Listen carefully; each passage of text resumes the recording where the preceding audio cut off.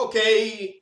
Alô você, meu amigo, minha amiga, internauta, estamos na nova lei de abuso de autoridade, parte 3, né? Nessa aula é tudo que você queria saber sobre abuso de autoridade e não tinha coragem de perguntar. Na aula passada eu deixei claro que a falta de comunicação imediata à prisão de qualquer pessoa em local onde ela se encontra e sua família, a pessoa por ela indicada, ela também é crime de abuso de autoridade. Deixar de entregar ao preso, no prazo de 24 horas, a nota de culpa, assinada pela autoridade com o motivo da prisão e os nomes do condutor e das testemunhas, também é abuso de autoridade. Então, meu amigo, nesse inciso aqui, você tem que dar oportunidade que o preso se comunique com a sua família. E nesse outro aqui, de deixar de entregar ao preso a nota de culpa, o preso tem que saber porque ele está sendo preso. Afinal de contas, é por tráfico? É por lesão corporal? Ou por uma tentativa de feminicídio? É por uma ameaça? Temos que saber. É um descumprimento de uma medida protetiva? Você, minha amiga, você que é beneficiária de uma medida protetiva, se o cidadão descumpre essa medida, você tem que acionar a polícia, que é a polícia que vai fazer a prisão desse cidadão. Mas o cidadão, ele tem o direito de receber a nota de culpa assinada pela autoridade com motivo da prisão. Se não, o policial, a autoridade da Polícia Civil, o delegado de polícia pode responder por abuso de autoridade. Prolongar a execução de pena privativa de liberdade, de prisão temporária, de prisão preventiva, de medida de segurança e de internação, deixando sem motivo justo e excepcionalíssimo de executar alvará de soltura imediatamente após o recebimento de promover a soltura do preso quando esgotado o prazo judicial ou legal. Meus amigos, acontece muito. Vocês sabem que o prazo de prisão temporária é de 5 dias, prorrogável por mais 5 dias. E se for crime hediondo, nós vamos ter uma situação de uma prisão de 30 dias, que vai ser prorrogável por mais 30 dias. A prisão preventiva, embora não tenha prazo, ela é diferente, como em alguns países da América do Sul, como o Peru, que tem prazo, a Bolívia, que tem prazo da prisão preventiva. A prisão preventiva no Brasil não tem. O que nós temos que ter em mente é que o cidadão não pode ficar indefinidamente preso e ele tem que ser submetido a julgamento o mais rápido possível. Porque senão eu vou estar antecipando a pena dele. Por exemplo, um cidadão que pratica uma ameaça contra a mulher, diz assim, se você não ficar comigo, não fica com mais ninguém, vou te matar. É um caso muito típico. E a pena de ameaça, gente, ela é de 6 meses. Levando em consideração que no ordenamento jurídico brasileiro as pessoas pegam pena mínima, normalmente o judiciário aplica uma pena mínima, normalmente, o cidadão que já está preso há 6 meses por ameaça, ele já excedeu de todo e qualquer prazo razoável de prisão. O cidadão por ameaça, e no âmbito de violência doméstica, que é mais grave, ele vai responder no máximo, vai sofrer uma pena no máximo de 1 mês. Então, se ele está há 3, 4, 5 meses preso, é uma prolongação dessa prisão e injustificadamente, ok? Internação. Meu amigo adolescente, ele não é preso, ele é apreendido. E ele não sofre prisão preventiva, ele é internado. O adolescente, ele tem um prazo para cumprir o ato infracional dele, processar e julgar aquele ato infracional. Se ele fica além do prazo, a polícia vai responder pela internação daquele adolescente. Então, com muito cuidado, você colocar o adolescente, nós vamos ver daqui a pouquinho, mais à frente, com um adulto numa cela, você colocar pessoas do mesmo sexo numa cela, uma mulher numa cela com homens, você está praticando abuso de autoridade. Então, aqui, é a pessoa que deixa de executar o alvará de soltura imediatamente após o recebimento. No caso, a polícia recebeu aquele alvará de soltura para o cidadão ser liberado, e o policial fica segurando aquele alvará por motivo de raiva, por motivo de vingança em relação àquele preso, ele pratica abuso de autoridade.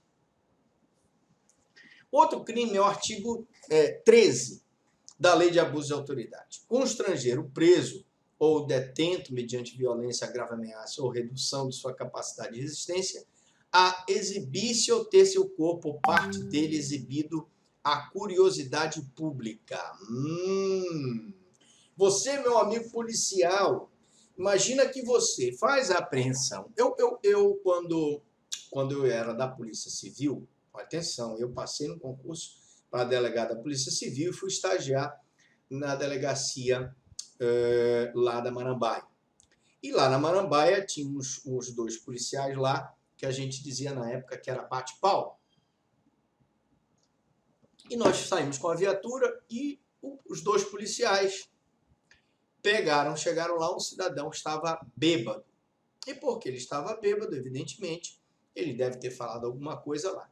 Pegaram o cidadão, tiraram a roupa do cidadão e só de cueca ainda arrastaram ele pelo pé para colocá-lo na cela. Ora, exibir ou ter seu corpo ou parte dele exibido à curiosidade pública é abuso de autoridade. Então você constrangeu aquele preso mediante violência, você bateu nele, você ameaçou ele, você reduziu a sua capacidade de resistência dando um calmante para ele, um tranquilizante para ele, e exibiu seu corpo à curiosidade pública, você está praticando abuso de autoridade.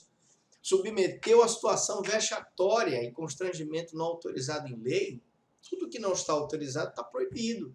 Você submete o preso a uma entrevista que ele não quer dar, você submete o preso a um vexame perante a opinião pública que ele não quer, você responde por abuso de autoridade. Pena, detenção de 1 a 4 anos e multa, sem prejuízo da pena comunada à violência.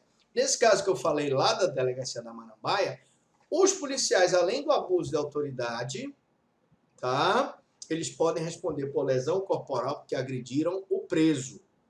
Então, cuidado. Cuidado, 1 minuto da sua atenção pode ser fatal. Também, artigo 14, fotografar ou filmar, permitir que fotografem ou filmem, divulgar ou publicar fotografia ou filmagem de preso, internado, investigado, indiciado ou vítima. Então, ele filma, permite, é isso que eu disse. Não vai chegar e filmar todo mundo. Não vai fotografar todo mundo. Você vai pedir para a própria vítima fotografar. Agora, lógico, fotografar, filmar, permitir que fotografe ou filme, divulgar ou publicar fotografia ou filmagem de preso, internado, investigado, indiciado ou vítima sem seu consentimento ou com autorização obtida mediante constrangimento ilegal ou com o intuito de expor a pessoa a vexame e execração pública, é abuso de autoridade, detenção de 6 meses a 2 anos. Mas se você, meu amigo, pega a autorização da vítima para fotografá-la, não há crime. Se você está tirando a foto para uma investigação policial, não há crime. Então o que o tipo penal do artigo 14 quer? Vamos esclarecer. Ele quer evitar que você, policial, que você, promotor, que você, juiz, pratique o abuso de autoridade. Ele quer evitar que aquela pessoa presa não seja exposta nos meios de comunicação, nos jornais indevidamente, com divulgação ou publicação de sua fotografia, sem autorização dele, ou um vexame, execração pública desnecessária. É isso que a lei quer evitar. Parágrafo único. Não haverá crime se o intuito da fotografia ou filmagem for o de produzir prova em investigação criminal ou processo penal ou de documentar as condições de estabelecimento penal. Na aula passada, um dos nossos queridos policiais perguntaram: Dr. Franklin, me diga uma coisa lá. Se nós fotografarmos o preso e para produzir prova em investigação criminal ou em processo penal, ou documentar as condições de estabelecimento penal, existe crime? Claro que não. Se aquela foto que você está tirando do preso, você está distribuindo para os outros policiais como uma forma de investigação daquela organização criminosa, é salutar que você faça isso. Porque através daquela foto que você vai identificar, olha, o fulano de tal é extremamente perigoso, ele está naquela organização criminosa. Vamos nos unir para a gente desbaratar aquela organização criminosa. São situações que tem que haver prudência, que não é crime de abuso de autoridade, porque ele não está agindo de maldade, ele não está agindo de má fé. Outro crime, artigo 15, constranger a depor, sob ameaça de prisão, pessoa que, em razão da função, ministério, ofício ou profissão, deva guardar segredo ou resguardar sigilo, né?